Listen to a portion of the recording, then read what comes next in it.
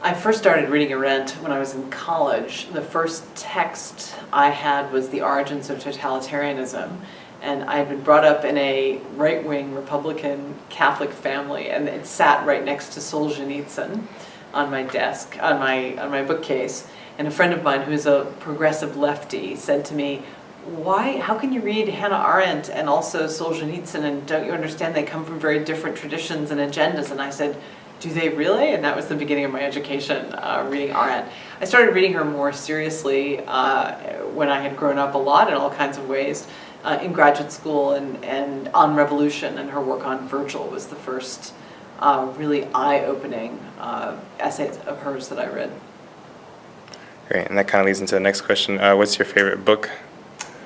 Oh. If you can narrow down to one. I keep coming back to Between Past and Future, because the line she walks in a couple of those essays, especially The Crisis in Culture, is the line between claims that in the voice of another writer I would assume were just elitist, unthinking, unself-critical, unself-aware kinds of comments about the value of the Western tradition. I mean, they can be viewed from one point of view as almost as ignorant, which is not a word one would normally apply to Hannah Arendt. But they seem so closed off, and yet at other moments in those essays and in The Crisis in Culture, she seems both so invested in making the world a better place and also open to new ideas. So it's that line between the commitment to a narrowly conceived tradition and the hope and confidence that it could be more than that, that keep bringing me back to that book in particular. That's a good one. Why is Arendt important? For so many reasons.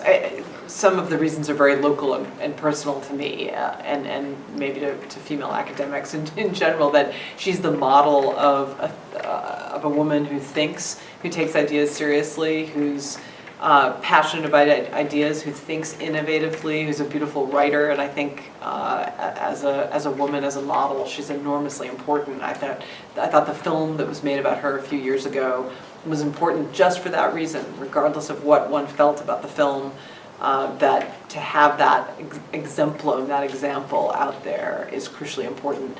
As a thinker, really my talk was partly about this. She animates the past and makes the past feel imperative. I think it's difficult to read seriously, to spend any time on an essay of Hannah Arendt's that has to do with the classical past and not want to go pick up Plato or Cicero or Virgil and learn something more about them.